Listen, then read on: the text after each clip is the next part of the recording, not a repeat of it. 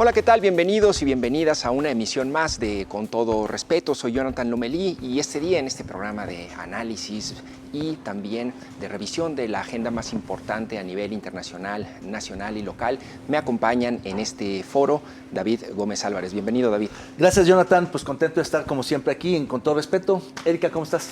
Bien, muy bien, contenta porque ya nos vamos un ratito de vacaciones. Jaime, ¿cómo estás? Así es, Erika. Muy bien, ¿tú?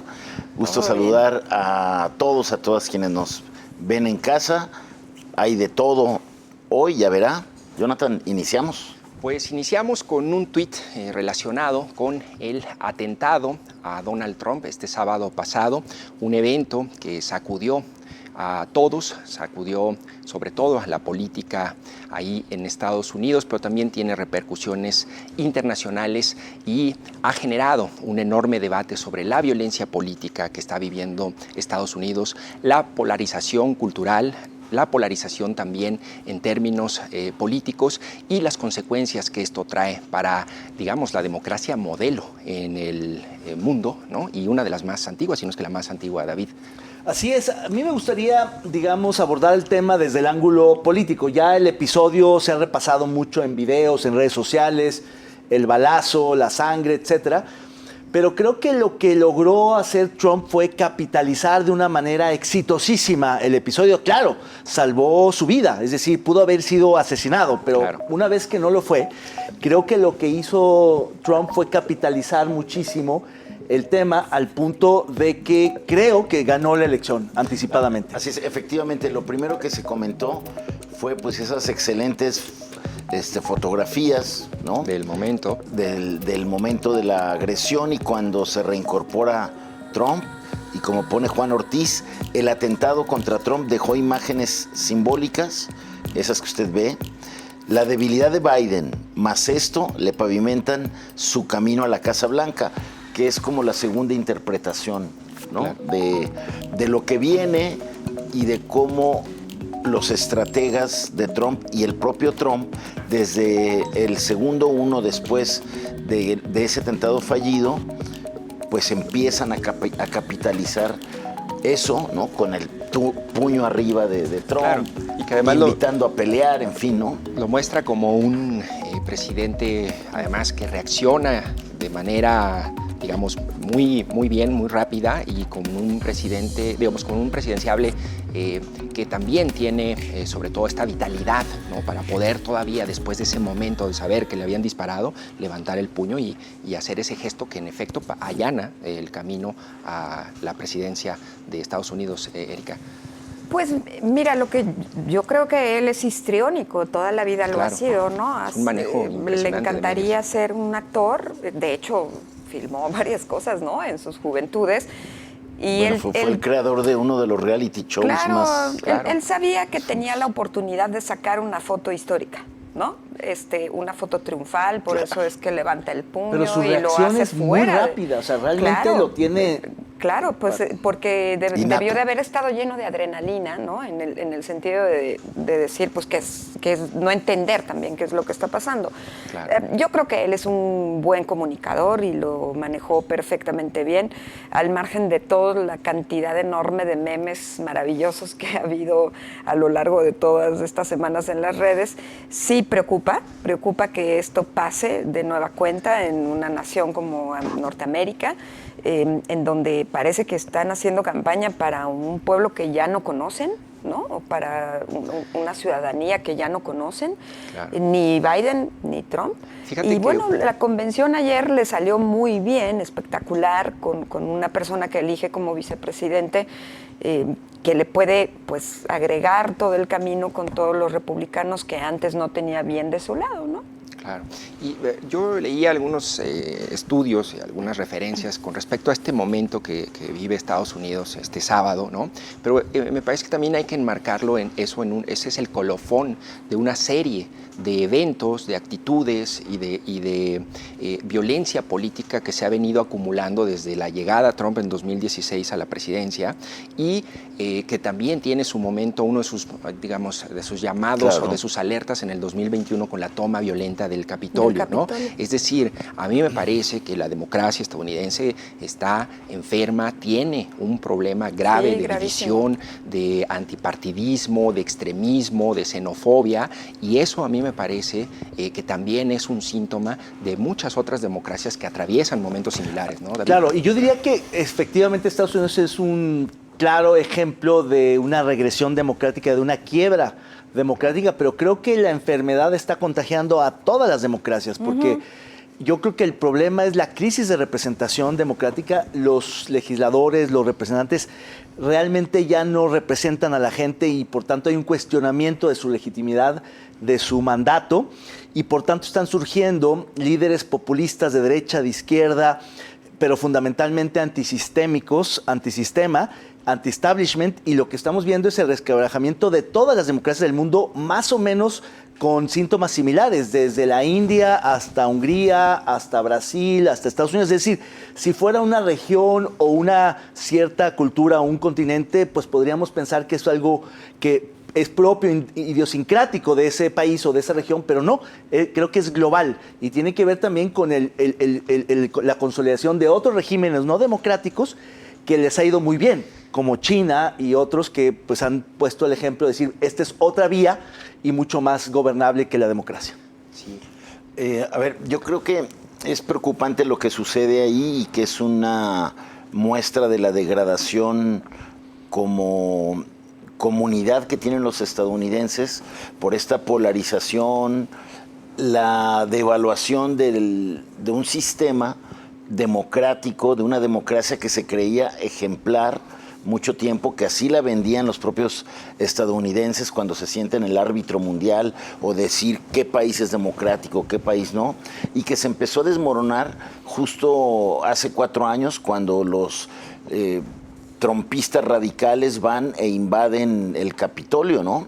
Y que eso le tiene abiertos incluso expedientes a Trump, que en este momento, por esta especie de mártir en el que se convierte el sábado, se olvidan.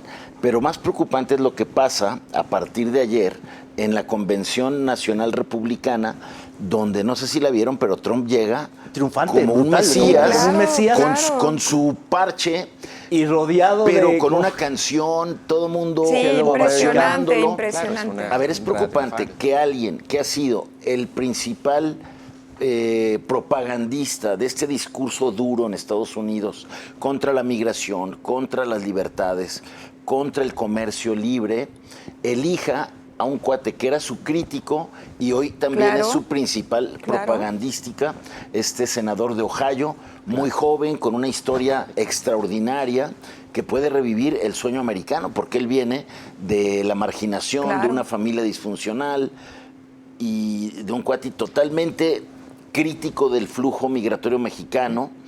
Bueno, entonces son malas noticias, no solo para México, sino para un sistema mundial, como lo plantea David, que está también tambaleante, amenazado por guerras, por invasiones. Digo, esto que pasa en Estados Unidos, con un discurso mucho más radical de Trump que el de hace 4 años que dejó la presidencia, pues son noticias preocupantes. Vamos a ver qué es lo que ocurre con la democracia estadounidense. Además tenemos un Joe Biden también tambaleante, cuestionado sobre su salud y su capacidad para poder encabezar o seguir como presidente de Estados Unidos. Vamos al siguiente tuit, está relacionado con nuestro siguiente tema, que tiene que ver con esta propuesta que hace la Universidad de Guadalajara y que dice: la UDG crea el fondo de becas para maestrías y doctorados más grande del país, con más de 100 millones de pesos. Esta es una propuesta que aprueba el Consejo General Universitario el pasado sábado y que está encaminado a garantizar la gratuidad de la educación superior, que está plasmado en la Constitución y que finalmente se empieza a cristalizar. Erika, ¿cómo ves esta propuesta para los aspirantes a un posgrado o maestría? Ahora sí voy a hablar desde el interior. Claro. La verdad es que ha sido muy complicado tratar de concretar este fondo de gratuidad, ¿no? O la gratuidad per se. Ha habido enormes discusiones, fue un proceso larguísimo. Como bien tú lo dices, el derecho a la gratuidad en educación superior está marcado desde la Ley General de Educación Superior, que fue aprobada en el 2022 y que no solamente trae esto, sino un montón de cosas que hay que ir cumpliendo. Entonces, esto mete a la Universidad de Guadalajara en el tema de cómo vamos a garantizar la gratuidad.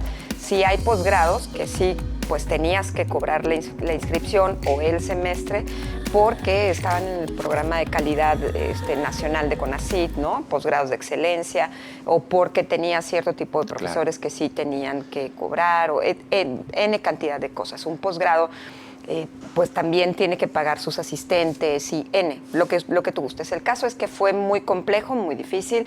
Me parece que estos 100 millones de pesos garantizan ir caminando rumbo a la gratuidad universal total, por lo menos en la universidad, y son también gracias al presupuesto constitucional, algo que viene aquí a garantizarlo.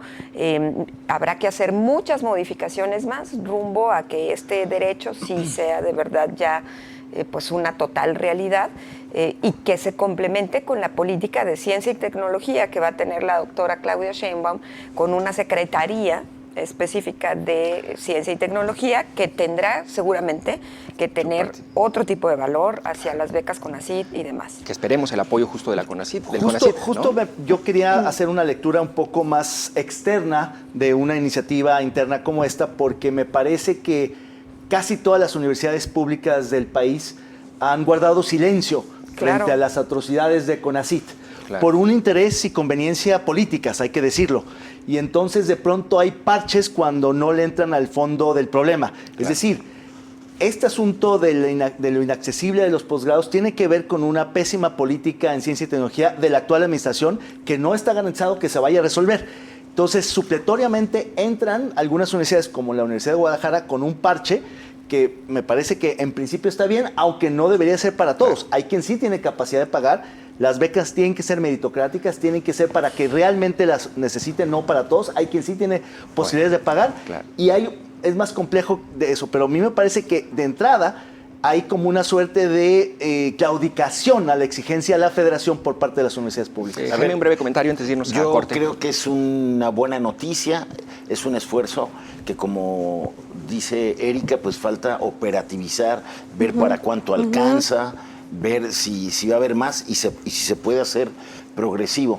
Pero sin duda, contrastado con la política de ciencia y tecnología de la 4T, creo que es una buena noticia que luego puede ayudar a marcar un camino, a poner el ejemplo en otras universidades para hacer como un frente común y exigir que eso continúe. Claro, un enorme reto para la Universidad de Guadalajara. Esperemos que llegue a buen puerto.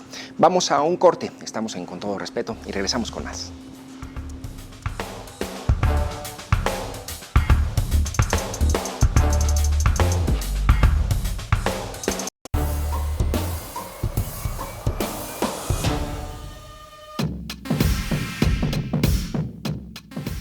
¿Poco a poco se consolida la extinción del PRI? Los expresidentes del PRI nacional han decidido judicializar el proceso en donde la Asamblea del partido modificó los estatutos para convalidar que Alito Moreno repita en el cargo. Mientras eso ocurre, en el virtual desaparecido PRD, ahora exploran la idea de crear un nuevo partido, dicen ellos, de izquierda. Bueno, pues ahí está un episodio concreto de cómo pues la están pasando muy mal los partidos tradicionales de México y que ostentaron el poder por muchos años, en particular el PRI y el PAN. En el PRI, bueno, pues la noticia es este albazo que da Alito Moreno convocando a los órganos de decisión del partido, no presencialmente, sino como si estuviéramos todavía en pandemia, todo por Zoom, y él dice quién entra y a quién desconecta y a quién no desconecta, y ante ello una reacción de algunas figuras priistas de la última administración priista y que estaban en el primer círculo de Enrique Peña Nieto, que ya judicializaron esas decisiones de Alito y su círculo más cercano, pero que bueno, pues igual y no quedan en nada, David. Pues sí, a mí me gustaría rescatar del caso del PRI que hay en él, creo, una intención de convertirse en un administrador permanente de la derrota. No tiene ningún interés de ganar elecciones, sino de administrar la derrota, porque supone administrar 1,000 millones de pesos. Es un negociazo la derrota, no es una mala decisión quedarse a perder y negociar derrotas. Creo, por el contrario, que el caso interesante y más, digamos, esperanzador es el del PRD. Ahorita comentan, si quieres, comentamos el PAN, pero en el PRD creo que lo que estamos viendo es una migración a un frente cívico que va a convertirse en un partido político. No sé si les vaya a dar, pero por lo menos ellos sí están empezando en regresar a las urnas a través de una formación socialdemócrata, de izquierda, progresista, con viejos nombres, ciertamente, muchos de los chuchos, pero también gente nueva como Álvarez y Casa y otros más. Y en el PRD y en el PAN, pues creo que es mucho más cercano a la idea del PRI que a la idea del PRD. Fíjate que a mí una de las cosas que voy a hacer ahorita, algo que quizá lo sorprenda, pero yo voy a defender a Alito y los puntos de vista de Alito, ¿no? Cuando Alito... Alito ciertamente nos sorprendes, pero a mí no me sorprende. Déjenme llegar a mí no me sorprende nada. Al término. A ver. Alito dice... Todos estos, Dulce María Sauri, La Bastida, que critican, Mario Fabio. callaron como momias cuando perdimos todo. Ya nada más le faltó decir eso, Alito. Su corrupción, ¿no? Él acusa que toda la corrupción de estos personajes, que es cierto, o sea, La Bastida con el Pemex Gate, Dulce María Sauri presidiendo el PRI nacional en ese momento, es decir, la debacle del PRI comienza con esos que hoy están criticando a Alito, ¿no? Hablando de orejas, claro, pero o sea, ¿qué cuentas? A lo que voy es justamente a eso, ¿no? Es decir, el PRI es indefendible incluso por el mismo PRI, ¿no? Porque justamente Alito está repitiendo exactamente todas las tropelías que cometieron esos dinosaurios. Mucho peor, hay un agravante, sí, ¿no? Que es su intención reeleccionista, porque antes, por lo menos, se equivocaban, siempre el maligno, siempre... La no reelección era un mito sagrado que todo el mundo respetaba. Este cuate sí quiere eternizar. Es decir, ahora lo que está haciendo en realidad es solamente refinando el nivel de maldad y de digamos, de cinismo al que se puede llegar. Está perfeccionando a sus antepasados,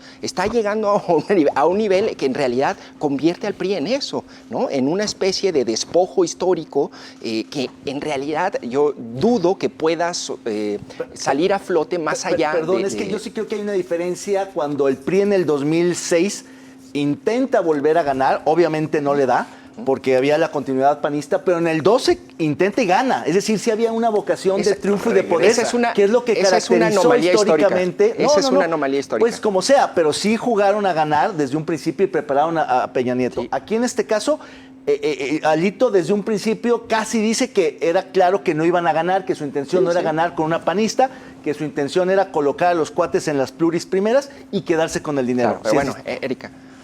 Pues lo hizo muy bien el macho porque además pues nadie puede negar que es un machín, un machirulo durísimo, ¿no? Basta nada más con que veas la imagen cuando empieza a hablar mal de todos los priistas y de todos sus antecesores que pues pasan a la secretaria general del partido para atrás, ¿no? Y hasta adelante los vatos. Es decir, allá hay un tema muy fuerte que tiene el señor Alito Moreno. Yo creo que Mario Delgado se lo dijo desde el año 2021, cuando claramente le dijo, tú no sabes ganar elecciones porque has perdido todas, ¿no? Lo único que sabes ganar son pues regidurías y nada más. Se lo dijo Mario Delgado hace 3 años. Yo la verdad no entiendo qué pasa con los comités del partido de los estados, ¿no? Tan cooptados los tiene porque lo que dicen es que fue tejiendo sobre territorio súper fino en el modo de decir, bueno, tú dame este delegado y después te hago regidor y después te hago presidente municipal. Entonces, el señor tiene tejido el territorio en función de alianzas y de lealtades que le deben a él el espacio que obtuvieron muy a pesar de la derrota. Y ahí incluyo a un montón de priistas que están en la misma condición en todos los estados, y no obvio el estado de Jalisco, ¿no? En donde, claro, por supuesto, aquí en Jalisco prefieren negociar, ¿no? Y ser pues el arma de acuerdos en un congreso con Movimiento Ciudadano que defender y decir, pues, ¿qué hacemos para rescatar esta cosa, ¿no? Yo, la verdad, soy de las que creen que aunque le pongan nombre nuevo, aunque le cambien de colores, aunque le cambien de siglas, el PRI va a seguir siendo el PRI. Y habrá que esperar ahora la creación de nuevos partidos. Osorio Chong ya dijo que a él probablemente le interesa formar algo distinto. También están todas las corrientes que se van al PRD. Lo que sí creo es que urge una partidocracia distinta en este país, ¿no? Si no le importó modificar en fast track los estatutos del PRI para poderse reelegir, pues lo más probable es que Alito Moreno y quienes lleguen al Poder Legislativo pues van a mostrar el cobre muy fácil también, jugando como tal vez pues definiendo algunas mayorías, y seguramente ahí se verá la incongruencia también que jugarán en el Poder Legislativo, en la Cámara de Diputados, en la Cámara de Senadores, y eso, David, conlleva un riesgo, porque ya no va a servir como de contrapeso o contención a una mayoría calificada de Morena y aliados. Eso funcionó en el 21. Hoy eso ni remotamente va a volver a pasar. Ya se acabó. De hecho, la manera en cómo está planteando las iniciativas de reforma constitucional el presidente, claramente están asumiendo la posibilidad de tener mayoría en ambas cámaras. Les falta a Morena 3 senadores en la Cámara Alta para lograr la calificada. Y entre MC y PRI les sobra No, MC, yo creo que ellos se van a sostener, porque son 4. Pero en el PRI, hombre, hay más voluntarios que espacios en Morena para construir la calificada. Entonces, con esta crisis, pues les dieron el pretexto perfecto para decir, yo no quiero estar con estos traidores al partido, a México, a lo que sea, y nos pasamos a Morena porque ahí va a haber pues, recursos, intereses y futuro. Entonces, yo creo que ya está construida la mayoría calificada por parte de Morena y sus aliados. No les preocupa. Y yo coincido con lo que dice Erika, no importa cómo se vista la mona, de seda se queda. Porque el PRI va a seguir siendo el PRI, y al PRI futuro, con otro nombre, con otras siglas, con otro color, le van a seguir llamando PRI hasta que deje de existir. Yo creo que el PRI va a sucumbir completamente, se va a fusionar a Morena, una parte se va a ir con los socialdemócratas perredistas y ahí se acabará en unos años. Muchas veces en la historia política de este país, más después del 2000, en la primera alternancia política, se ha hablado muchas veces, tenemos 24 años hablando de que el PRI se va a morir. Claro. Y ahí está el dinosaurio. Sí, pues, ¿Esta vez sí desaparece? A mí me parece que todavía tienen, como decía ahorita Erika, ya no ganan elecciones, pero siguen teniendo este instinto depredador para negociar a través del influyentismo, esto que narra Erika muy bien, ¿no? Es decir, eso es el oficio, esto está en el ADN de los priistas, ¿no? El repartirse cuotas, el negociar por debajo de la mesa, nada más ahora ya no tienen el poder. A mí me parece que ese instinto de supervivencia todavía puede hacerlo respirar, a lo mejor un sexenio más, y también depende mucho, en mi opinión, de los resultados que ofrezca Morena, es decir, el oficialismo, la decepción o el encanto que puedan seguir teniendo los ciudadanos con Morena, y si en un momento dado se ven obligados a buscar una alternativa, ¿no? A mí me parece que todavía queda PRI, digamos, esta especie de animal agonizante, pero todavía bufando y respirando, ¿no? Intentando arañar sus milloncitos. No, 6 años. Este sexenio todavía vive. ¿Vive o muere? Sí, yo creo que todavía más de un sexenio, pero achicándose. Acabará siendo una especie de fósil viviente en el desierto de Coahuila, ¿no? Allá hay un famoso museo de los dinosaurios. Ahí va a acabar el PRI, que sea el último PRI. Ya no como el Partido Revolucionario Institucional, sino el Partido Regional Institucional. Solamente en Coahuila y en Durango. ¿No? Coahuila y Durango son los dos que le quedan. Y Durango lo va a perder más pronto que tarde. Porque en un sexenio perdió 23 estados. Pues Alito es uno de los autores de ese logro, ¿no? Así es, pues muy bien. Así el tema del PRI, del PRD, que quiere tornarse en una oposición junto con otros grupos, y bueno, pues el PAN, que ahí está en una indefinición también absoluta, ellos sí buscando pues renovar la dirigencia, sustituir a Marco Cortés. Desde luego vamos a seguir comentando. Mientras tanto, vámonos ahora a la sección del patinazo. Vea usted.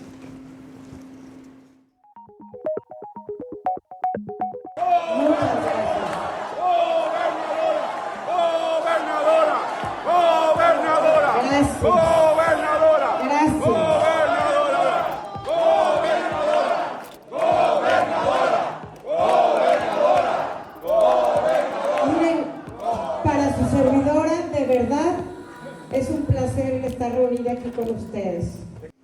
Bueno, pues ahí está. El patinazo fue mío, la sección se llama El Resbalón, pero bueno, son una cosa como sinónimos. Es una reunión de Claudia Delgadillo que sigue ahí impugnando la elección, hablando de un fraude. Erika. Pues sí, ahí anda. Yo creo que está como, ¿te acuerdas Andrés Manuel cuando se declaró presidente legítimo cuando en el Zócalo, ¿no? Entonces está más o menos por ahí. Aunque ya perdió un poco como de ya impulso, perdió forcita, ¿no? Punch. Sí, ya a mí me parece que ya no hay como ese respaldo, es decir, Mario... Iba a decir Aunque Mario Moreno Cantinflas, pero Mario Delgado, aunque le haya invitado Sheinbaum y el presidente Andrés Manuel López Obrador a la reunión de gobernadores electos. A mí me parece que, al menos... A mí me pareció significativo. Sí, no, tiene razón. Sí, es significativo. Puede haber ahí eso. algunos mensajes, pero digamos, y el Lemus impulso que traía, mandándole videitos, ¿no? así de... Me da mucha risa porque en esa reunión creo que es donde dice, felicidades a todos los ganadores, a los que no les robaron la elección, ¿no? Y felicita a todos los alcaldes ganadores que no le robaron la elección, ¿no? Bueno, en esa reunión que tuvo. A mí se me parece muy significativa la presencia de Delgadillo en esa reunión porque lo que exhibe es la inconsistencia de la posición tanto del presidente López Obrador como de Claudia Sheinbaum, porque ellos al principio habían tenido mucha cautela en el tema. De hecho, López Obrador dijo que se recuente la elección, vamos viendo. Y luego Claudia Sheinbaum no incluyó en la foto aquella a Claudia Sheinbaum, ¿no? Incluso había permitido que su secretaria de Gobernación contara entre los ganadores a Pablo Lemus. Exacto. Entonces yo creo que ahí hay un viraje que tiene que ver no con la elección ya. Creo que eso está totalmente superado y disipado.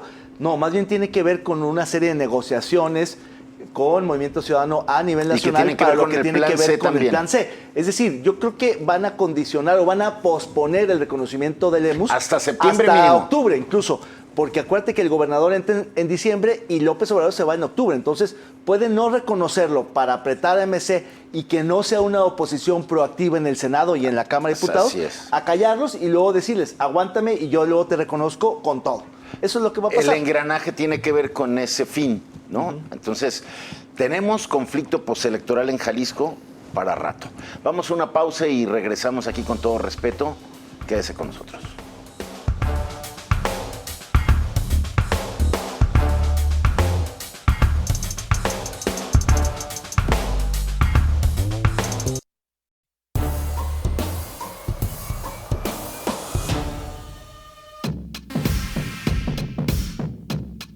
Luego de que la Plataforma Estatal de Desaparecidos llegó a los 15,000 registros el pasado fin de semana, el gobierno del estado ha divulgado comunicados que afirman que la estrategia de búsqueda ha dado resultados, al encontrar a 16,000 personas.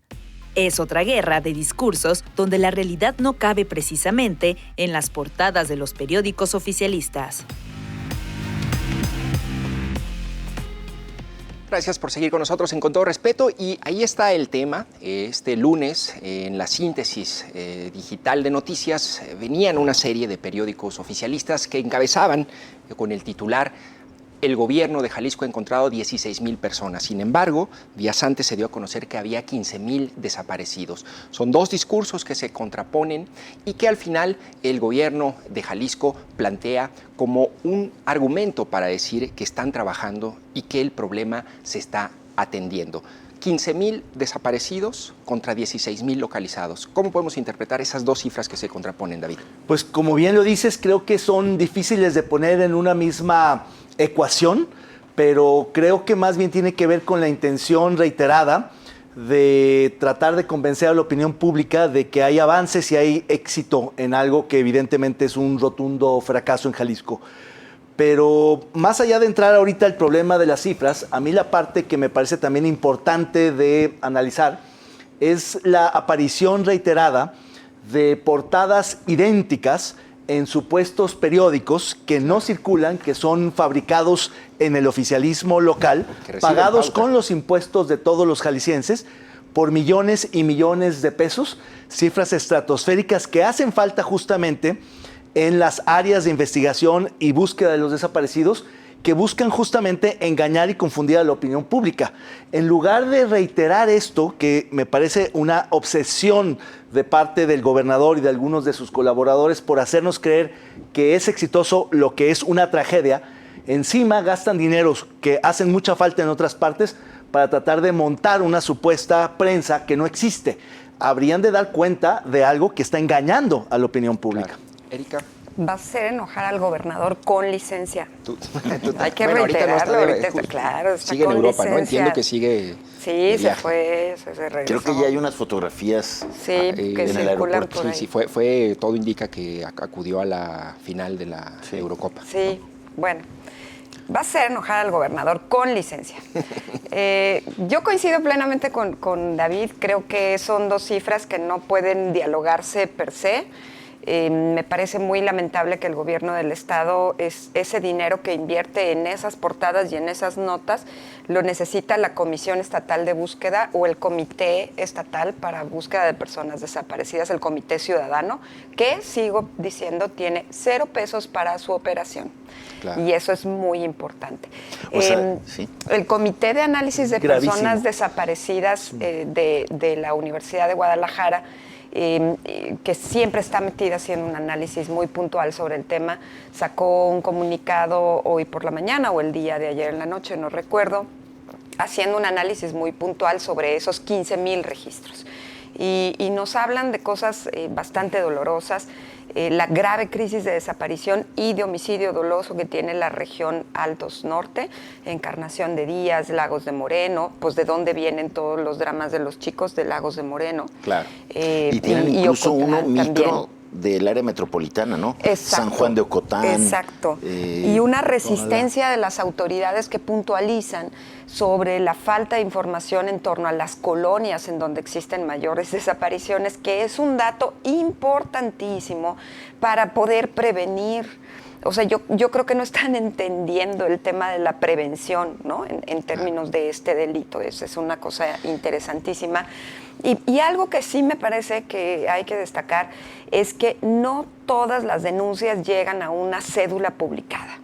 Y eso es gravísimo, porque se supone que la cédula publicada tendría que ser el máximo instrumento de difusión para que todas las personas pudiésemos identificar, conocer o reconocer a una persona desaparecida. Entonces, llegar a una denuncia, luego llegar a la publicación de la cédula es un viacrucis, ¿no? Claro. Y con ello, aunado a un fenómeno que está ocurriendo, que es el de la desaparición o los levantones momentáneos con fines de trabajo o de involucramiento de trabajo en el crimen y en el narcotráfico, y que les piden a las personas que no levanten la denuncia, ¿no? En lugar de que se vuelvan una cifra oficial, no lo hagan porque esto va a pasar y esto va a pasar. A mí me parece que este sexenio solamente ha complicado el tema en muchos sentidos, con este afán que dice David de meter la cifra por debajo de la alfombra, y creo que el gobierno que sigue no la va a tener sencilla, porque junto con esto hay una crisis de ciencias forenses muy complicada. Y que sobre todo, Jaime, gravísimo que haya esta cifra negra que refiere Erika, y efectivamente el fenómeno delictivo de las desapariciones es un eje que empieza con las desapariciones, los tiramuertos, las casas de seguridad donde se mata, se tortura, se hacen fosas clandestinas ahí, y luego cómo todo eso desemboca en un Instituto Jalisciense de Ciencias Forenses que está completamente rebasado, porque al incremento de homicidios viene también esta modalidad de crueldad que escala y que ya el cuerpo no está completo. No está completo. Eso también es un trabajo para los forenses que hay que entender, y más cuando es un forense que no tiene los compañeros suficientes para atender tantos cuerpos que llegan. O sea, para el tamaño del drama de la desaparición en Jalisco, el Instituto de Ciencias Forenses es así de chiquito. Sí.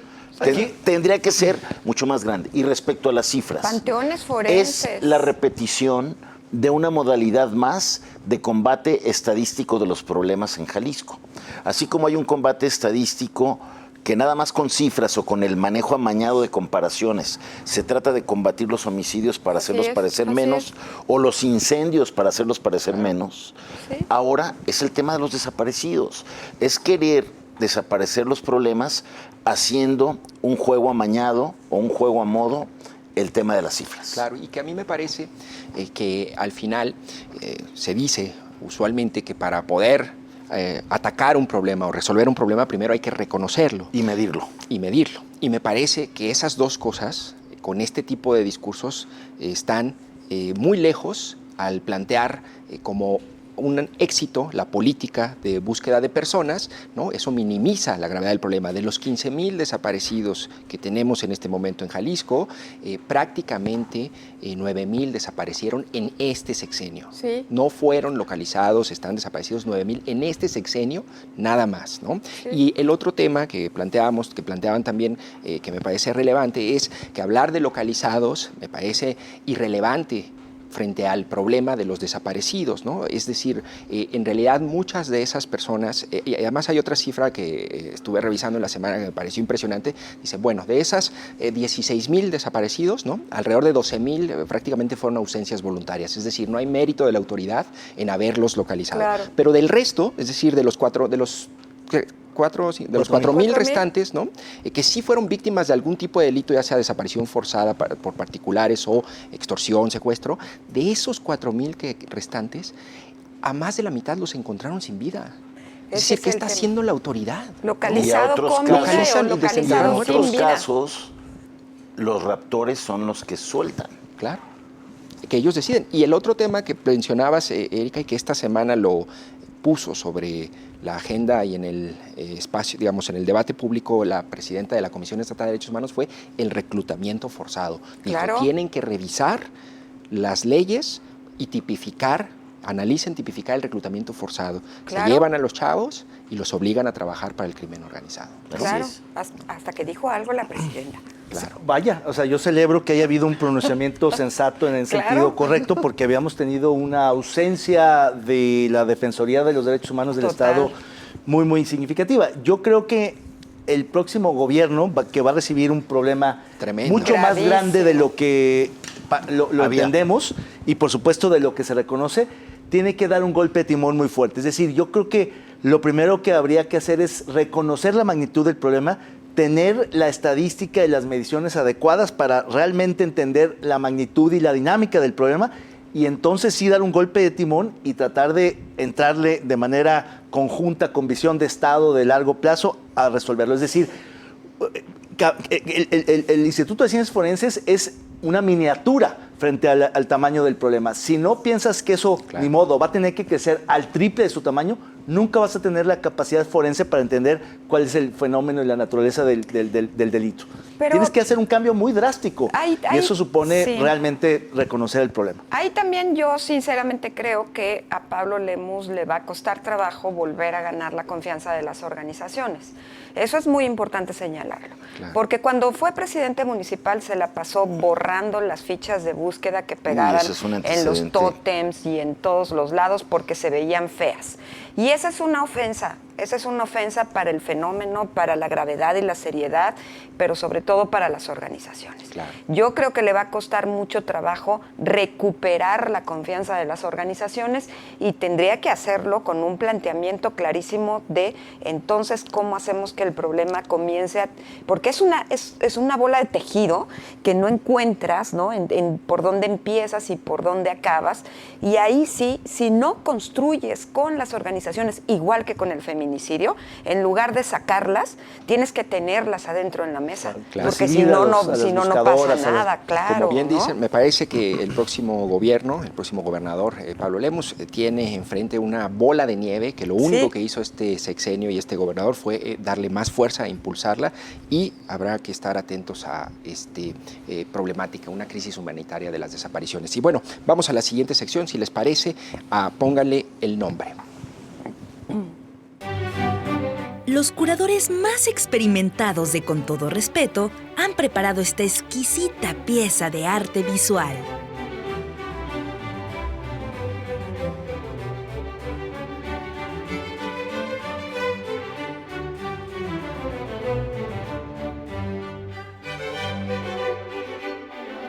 Usted póngale el nombre.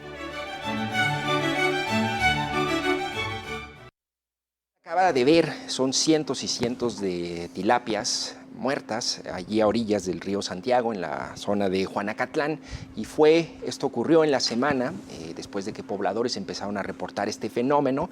La Semarnat y el gobierno del estado ya dijeron que estaban investigando las causas de la mortandad de estos peces, pero justo ocurre después de esta discusión en torno a si se estaba invirtiendo suficiente para sanear el río Santiago, y el gobierno del estado y el gobernador se enojó bastante diciendo que habían revivido el río Santiago, por lo cual parece que aquí la imagen contradice esa versión, ¿no?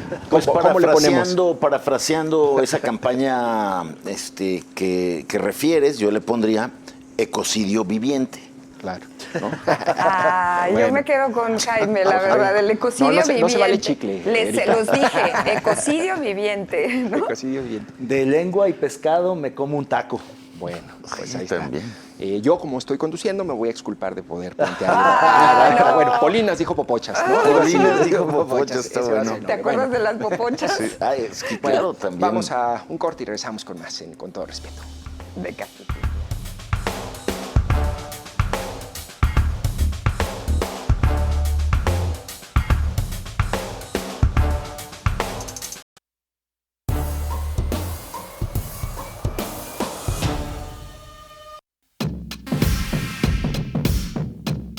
El hallazgo del cuerpo de Paola, la cuarta víctima mortal del temporal, pone en relieve la gran peligrosidad que existe cuando las personas se transportan en medio de una lluvia torrencial en la ciudad.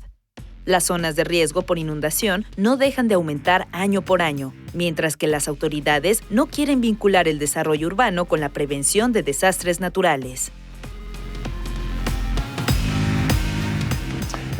Gracias por continuar con nosotros aquí en Con Todo Respeto. Y este es todo un tema para la ciudad. Yo creo que si viéramos estas imágenes de esta tragedia, de esta jovencita cruzando con su coche y el coche se lo llevan y aparece 4 días después ahogada, en otra ciudad, pues esto sería un escándalo, se tendría que llamar a responsabilidad a quien no puso por lo menos una barda de contención, una barra ahí en este canal que se puede cruzar y que saben que crece, ¿no?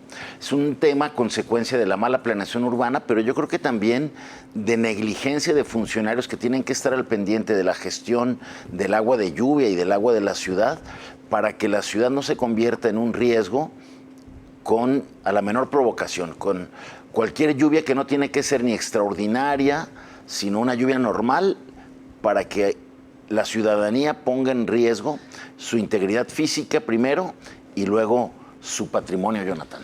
Sí, no quisiera decir se los dije, pero se los dije. Hace unos programas comentaba que estaba yo un poco preocupado porque con la primera lluvia, prácticamente que fue muy breve, sí, intempestiva y todo, se inundó de una manera impresionante una zona, creo que fue de Oriente, de Oblatos, en Guadalajara. ¿Fue la primera víctima? Sí, no recuerdo si la primera víctima, pero al menos sí fueron como ya los primeros carros indicios, arrastrando, ¿no? A ver, hoy mismo, ven en Plaza del Sol, otra vez carros inundados. Hay un fenómeno, Jaime, que a mí me parece que está ocurriendo, y es: hay más puntos de inundación de los que estamos mapeando, ¿no? Y están surgiendo más puntos en zonas que no estaban ni siquiera en el radar, ¿no? Sí. Y eso está generando también estas tragedias. Mientras estamos hablando, ¿no? Están buscando las autoridades ya a la posible quinta y sexta víctima, una pareja de adultos mayores que desaparecieron en la tormenta del domingo, fue su carro arrastrado ahí en San Sebastián, en Tlajomulco. Ya encontraron el vehículo destrozado y los están buscando a ellos. Es decir, las víctimas por el temporal continúan, y yo me pregunto qué están haciendo nuestras autoridades, además de notariar y mapear los puntos de inundación.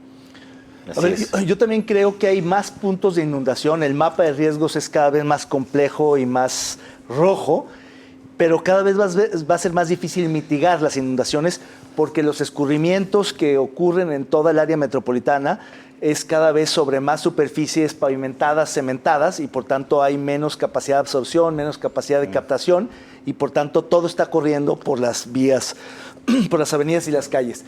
Creo que lo que tendría que hacer la autoridad, ya que no va a haber sustitución de drenajes, ni construcción de drenajes profundos, ni ningún tipo de obra pública que realmente resuelva el problema de las inundaciones, lo que se puede hacer es un poco tratar de semaforizar o de alertar o de señalizar o de impedir o bloquear los pasos a las zonas de inundaciones. Es decir, que cuando se viene una precipitación, pues se anticipen las autoridades con voluntarios, con vecinos, con gente que más o menos puede estar alerta y tratar por de aquí no puede por pasar. aquí no pasar y bloquear la ciudad, aunque sea un caos. Porque en realidad estamos en una ciudad paradójica que en épocas de lluvias tenemos las inundaciones y en épocas de estiaje tenemos las sequías y los tandeos. Entonces, sí, qué barbaridad. de la disyuntiva entre invertir recursos escasos en drenaje profundo, que sirve para los 45 minutos terribles de precipitaciones tormentosas, o tratar de suministrar y garantizar el agua potable de la ciudad, pues creo que es lo segundo. Sin embargo, hay que ver qué hacemos con este problema, que no le veo solución realmente, porque cada vez es peor y se va a poner peor, salvo tratar de bloquear, impedir el acceso a las avenidas y las zonas que se inunden. No veo otra razón. Generaciones van y generaciones vienen de políticos. Yo me acuerdo cuando llegó la clase política y gubernamental que sustituyó a la pasada generación, se decían muy conscientes de este tema y decían, nosotros íbamos a invertir en los tubos que no se ven y que no son políticamente rentables. Pues ya están pasando, ya se están jubilando y eso no pasó. Pues, a ver, es que creo que es algo que van a seguir utilizando en campañas políticamente hablando y no van a tener una solución. Porque esto no va a tener solución hasta que no se logre este plan multianual de inversión. Justo eso era lo que te iba a decir, ¿no? O sea, que no sea de mi gobierno, sino de la sociedad, ¿no? O sea, la desapropiación de la obra o de la inversión sobre eso que no se ve. Justo acaban de poner también ese letrerito de precaución sobre un paso a desnivel en acueducto y periférico y perdón, pero o sea, no es un letrero, digamos que es un banner eléctrico o electrónico que sí alerta, ¿no? Para decir, este puente se inunda, aguas. Pues sí, pero ¿y de qué sirve, no? O sea, y es ahí justo donde murió el año pasado en el temporal un adulto mayor junto con su enfermera, ¿no? Claro, en esa parte. Yo sí creo que tendría que pasar en varias partes de la ciudad, pero también ya tendría que haber una socialización o por menos un proceso socioeducativo de capacitación a las personas para decir, cuando hay época de lluvias, hágase para acá, súbase preferentemente a la banqueta, no transite por estos lados, o sea, por lo menos difundirlo y socializarlo más y no hay nada más que hacer, ¿no? Fíjate que Un lector en temas de arbolado también me hacía árboles, ver claro, que una cosa es el tema de las inundaciones, Claro, y luego pero los otra árboles el caídos. incumplimiento de los ayuntamientos en la revisión constante del arbolado de la ciudad y de la acción de podas para que Preventivas. los árboles que diagnostiquen con una raíz débil sean cortados, o que los árboles muy frondosos o que superen alguna altura sean podados para que con los aires no se conviertan en grandes alas que se puedan caer por el viento. Claro. Porque eso también genera grandes riesgos para los ciudadanos, tanto de integridad física como de patrimonial, ¿no? ¿Cuántas casas vemos con árboles caídos, automovilistas que también corren riesgo? Ha habido ya también víctimas de esa caída. Estas muertes no deberían de existir. De esa caída de árboles. Eso es clarísimo. ¿Tú sabes de ese tema, David? Así es, creo que el tema de parques y jardines o del medio ambiente también es otro que presenta dilemas, como el que planteaba entre el tiempo de sequía y de inundaciones. Porque por un lado, efectivamente, en estos momentos, ya lo describiste muy bien, hay esos riesgos. Pero el resto del año, que es la mayor parte del tiempo, los árboles son valiosísimos para crear ecosistemas frescos, limpios, servicios ambientales, etc. Entonces, lo que hay que hacer es justamente proteger a los árboles, garantizar que las banquetas tengan árboles porque son públicos, espacios públicos, pero hay que plantarlos adecuados, hay que darle mantenimiento, hay que estarlos supervisando y para eso hay que destinarle muchos más recursos que los que hoy se le destinan a esa área que siempre es marginal. Parques y jardines es como una de las áreas, digamos, desdeñadas de los ayuntamientos. Para ellos. Decorativas, y habría que entender, por ejemplo, que hay que dejar de hacer jardines de rosas, que son carísimos, estarlos podando y regando, y en cambio simplemente poner árboles endémicos, oriundos, acordes al entorno urbano, que nos den sombra y servicios ambientales básicamente. Mira, sí. Y eso supone también cambiar la cultura de que la gente quiere pasto verde y rosales. No. Aunque tengamos tierra, no importa. Ay, sí. El que importa es el árbol, que es el que nos da los servicios ambientales. Y es que fíjate, digo nada más para agregar, un área así tan deslindada y tan olvidada tendría que colocarse hoy al centro de los debates. Te voy a decir por qué, porque ahora con la emergencia de la economía del cuidado, que es ya toda una disciplina y todo un tema, uno de los ejes centrales de la economía del cuidado para garantizar el derecho a cuidar, a ser cuidado y a autocuidarte, que ya es constitucional, dicho sea de paso, es el ecofeminismo, ¿no? Lo cual significa que uno de los ejes centrales de la sostenibilidad de la vida está anclado a la sostenibilidad del planeta. Y por tanto, si tú no garantizas que el derecho a cuidar vaya de la mano con el derecho a la sostenibilidad del planeta, pues no vamos a existir. Claro, muy bien. En 30 segundos. A mí me parece, Perdón. hablamos de estos grandes planes de mitigación de inundaciones, de estas inversiones millonarias. A mí me parece que podemos empezar con cosas bien básicas, como un letrero en el vado en donde la niña Paola murió. Un letrero y un alumbrado público. Con eso hubiéramos evitado una tragedia. Mientras llegan Sí. todo eso, totalmente. Y alarmante esto de que ya, digo, no va ni medio temporal y podemos llegar a 6 víctimas. 6 víctimas. Así. Eso es como No deberían para de existir. prender los focos rojos, y en otras ciudades esto ya sería un escándalo. Bueno, vamos a ir ahora a la gustada sección de Póngale el nombre. No de Póngale el nombre. El premio La Neta No para lo más lamentable de la política y el servicio público de esta semana es para Alito Moreno, presidente del PRI, por agandallarse otro periodo en el partido. ¡Enhorabuena! Hoy es el día de los patinazos. Yo quiero postular a Jaime Barrera. Por andar confundiendo las Incluso propongo secciones. una sanción y ya Un patinazo, una ausencia una sanción por 2 patinazos. Bueno, pues ahí por está. favor. Bueno, fue Alito Moreno, ganó por amplia ventaja ante el Escuadrón Verde por aquel tema del soborno a una agente vial con la gente la gente que promueve la verificación vehicular. Doctora, no sé si tú ya tengas tu candidato para esta semana. Yo persisto con Alito Moreno. Creo que va de 2 semanas en que no suelta el balón. Yo creo que es un candidatazo. David. A ver, déjenme pensar un poco porque no estoy seguro de mi candidato. Yo no tengo claro qué hay que proponer, pero me sumo a Alito Moreno. ¿no? El personaje que la neta no. La neta no, Alito. Claro, Sí, pues Alito. Bueno, yo sí quiero proponer, no ¿Quién? sé exactamente a quiénes, pero a los editores que se prestan a poner su nombre y su prestigio para estos pasquines inexistentes y cobrar millones de pesos al erario público. Yo quiero proponer a esos editores que viven del erario sin hacer realmente periodismo.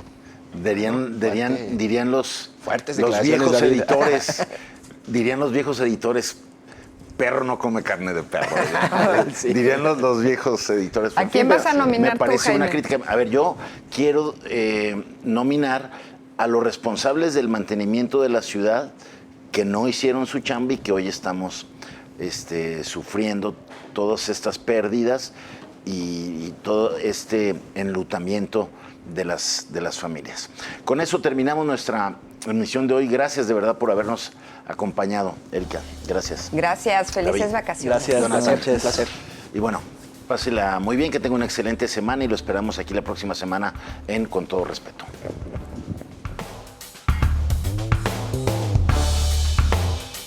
¡Hasta liberar!